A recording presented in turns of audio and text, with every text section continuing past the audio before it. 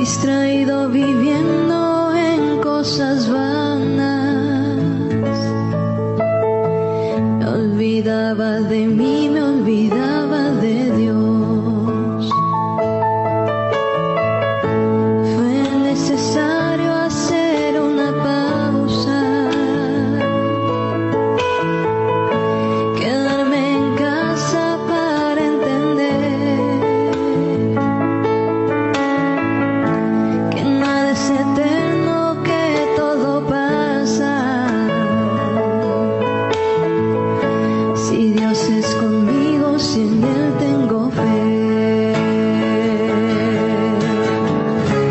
Había olvidado dar gracias a diario por ver cada día el amanecer,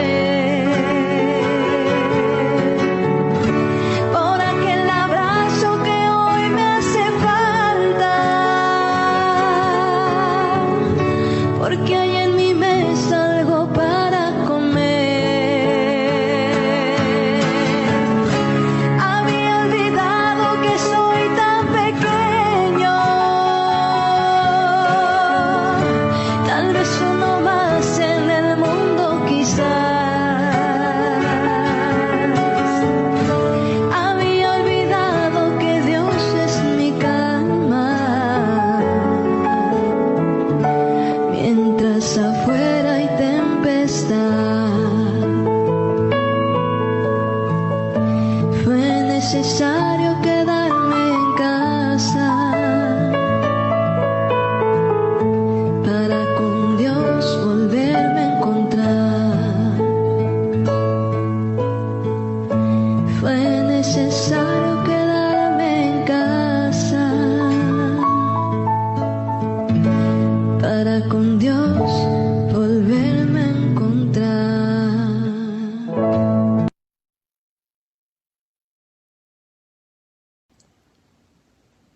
¿Qué tal, amigos? Una vez más con ustedes. Hoy vamos a hablar sobre si son los ministros figuras públicas. Sí, porque no podemos negar que cuando nos paramos en un púlpito y la gente nos conoce y sabe lo que somos, van a estar observando nuestra vida, nuestra conducta, nuestra familia.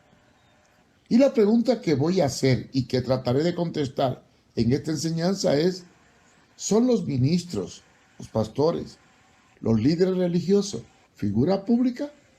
Pues bien, veamos el tema y analicémoslo a fondo.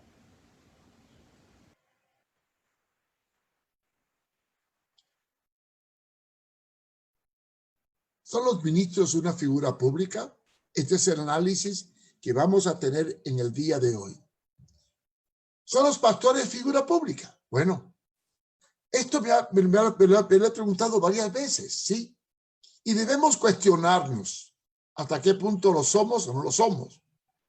Y el ser figura pública, ¿nos da derecho a que invada nuestra privacidad familiar? La respuesta se debe analizar desde dos perspectivas. La primera, toda familia tiene derecho a una vida íntima con su esposa e hijos, ya que lo que pase dentro del hogar es de índole privada. Sin embargo, desde otra perspectiva, no podemos ignorar que, aunque tengamos privacidad en el hogar, nuestra posición de ministros nos coloca como modelo delante de los que nos rodean. La Biblia expone que nuestra intimidad familiar debe estar sujeta a ciertos parámetros de conducta que sean coherentes con la palabra. La segunda, es inevitable que la gente no cristiana juzgue nuestro ministerio por la conducta de nuestra familia. Recordemos que si un hijo no quiere someterse a las normas morales de la palabra en la casa, debemos considerar a fondo el sentido de la parábola del hijo pródigo, porque el hijo pródigo sabía que si quería vivir desordenadamente, tenía que irse de la casa. ¿sí?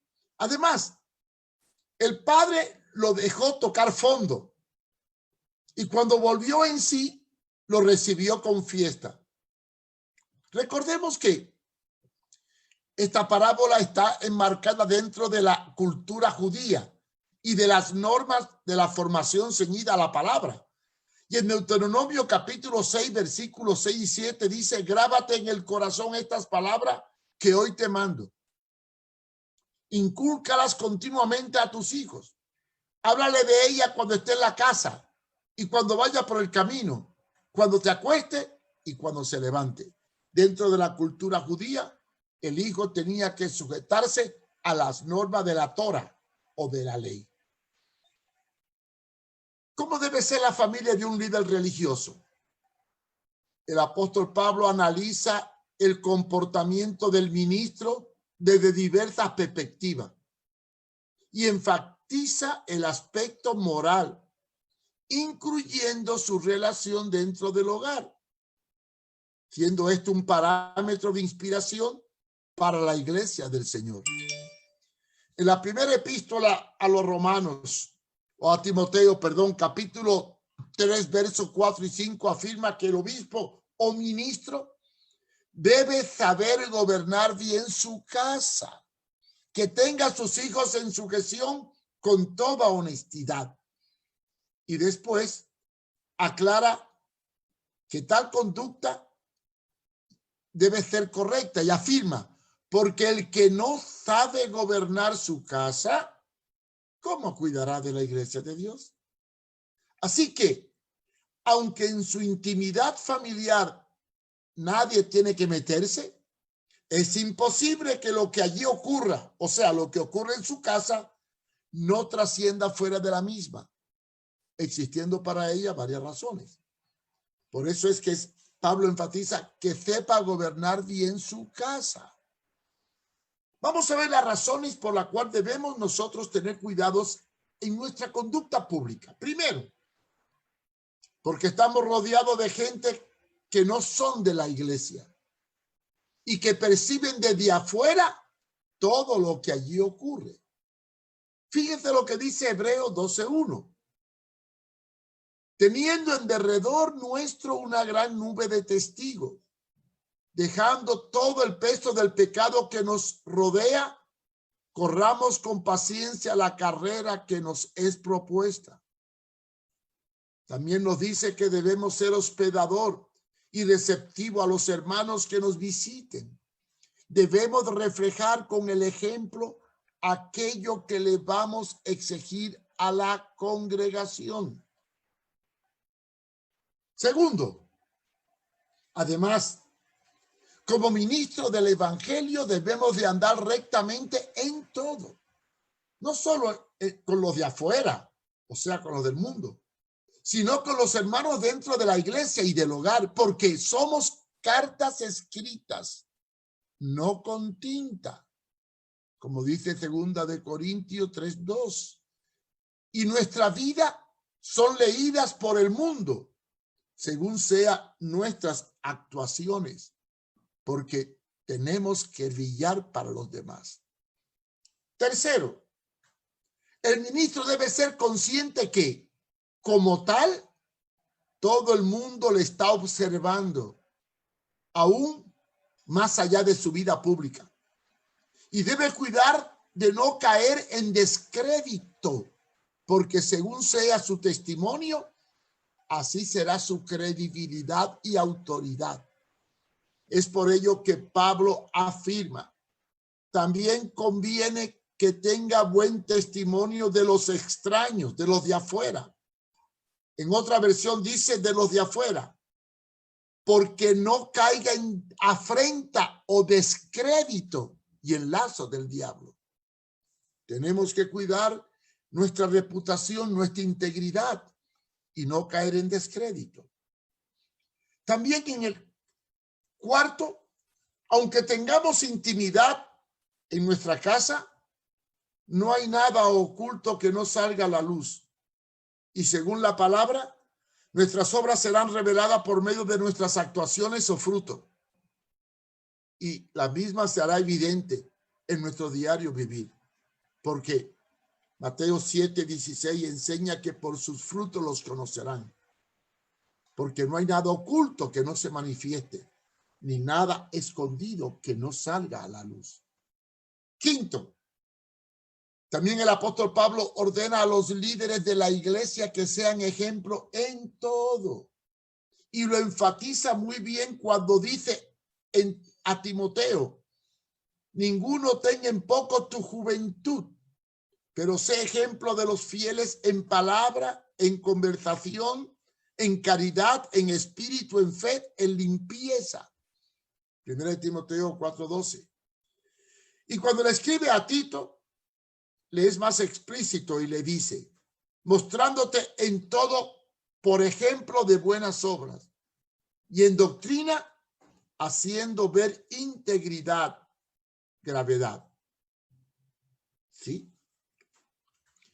Sexto, la Biblia enseña que debemos quizás actuar de forma tal que la palabra más fuerte que dio Jesús sobre nuestras vidas es que nosotros somos luz y sal de la tierra. Y debemos de evidenciar la realidad de nuestra fe en nuestro estilo de vida, tanto delante del mundo como dentro de la iglesia, e incluyendo nuestros hogares. El pastor debe velar por la unidad y el cumplimiento de las enseñanzas bíblicas respecto a la actitud del esposo con la esposa y viceversa, como dice 1 de Pedro 3 del 1 y 7. Y actuar con sus hijos sin exasperarlos y amonestándolos, ya que hay enseñanzas claras al respecto. Colosenses capítulo 3 del 20 al 21. Séptimo, el ministro se debe cuidar de no tener deudas, que sepa administrar los bienes de él para que también pueda administrar los bienes de la iglesia. La Biblia enseña que no debemos deber nada a nadie y que si no eres fiel en lo suyo o en lo mío, ¿cómo podrás fiel en lo de otro o la iglesia?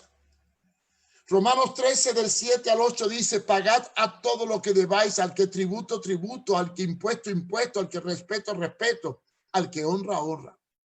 Y en Romanos 13, 8 dice: no debáis a nadie nada, sino el amaros unos a otros, porque el que ama al prójimo ha cumplido la ley. Y después dice en Lucas 16:10 el Señor: el que es fiel en lo muy poco, también lo es en lo más. Y el que en lo muy poco es injusto o infiel, también lo es en lo poco. Así que si queremos una iglesia sana, fuerte y poderosa, debemos cuidar la vida familiar, porque todos estamos de acuerdo de que la iglesia y la familia es la columna vertebral de la sociedad y la fortaleza de una iglesia. Este es el principio básico que debemos de observar como cristianos. Si estudiamos la conducta de los judíos y la enseñanza del Pentateuco, descubriremos que para Dios es importante la vida de la comunidad dentro de la estructura familiar. Y esto está muy claro en Deuteronomio 6, versículos 6 y 9, cuando dice: y estas palabras que yo te mando estarán sobre tu corazón y las repetirás a tus hijos y hablarás de ellas estando en casa, andando en el camino, al acostarte y cuando te levantes. Así que, hermanos, seamos o no figuras públicas, no debemos ignorar que el mundo nos observa y que debemos ser íntegros y transparentes en todo lo que hacemos, porque como dice el refrán, el que nada hace, nada teme.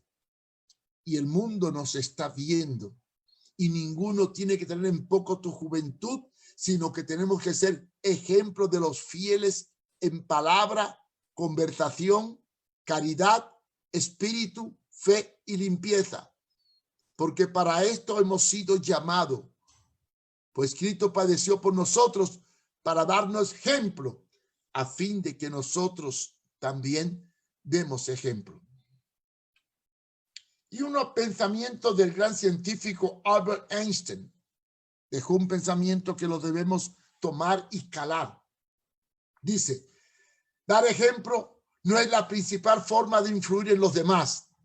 Dar ejemplo es la única forma de lo cual tenemos que cuidarnos. Teniendo conciencia de esta enseñanza, entonces, ¿cómo debemos de actuar, comportarnos y conducirnos tanto en la iglesia como en el mundo externo? ¿Sí? Porque si no actuamos coherente con lo que decimos y enseñamos y proclamamos, vamos a caer en descrédito. Y no solamente nosotros, sino la iglesia del Señor. Y hay por aquel por el cual viniera el escándalo. Gracias por su compañía. Dios nos bendiga. Querido amigo, si quiere hacer contacto, alguna pregunta o sugerencia, puede ponerse en contacto conmigo al correo electrónico de mariofumero@hotmail.com. También puede apoyar este ministerio y puede encontrar todos estos estudios en mi página web www.contralapostasía.com o visitando la página de YouTube en Mario Fumero. Muchas gracias por acompañarnos y mañana estaremos a esta misma hora con otra interesante enseñanza. Así que le esperamos. Dios les bendiga.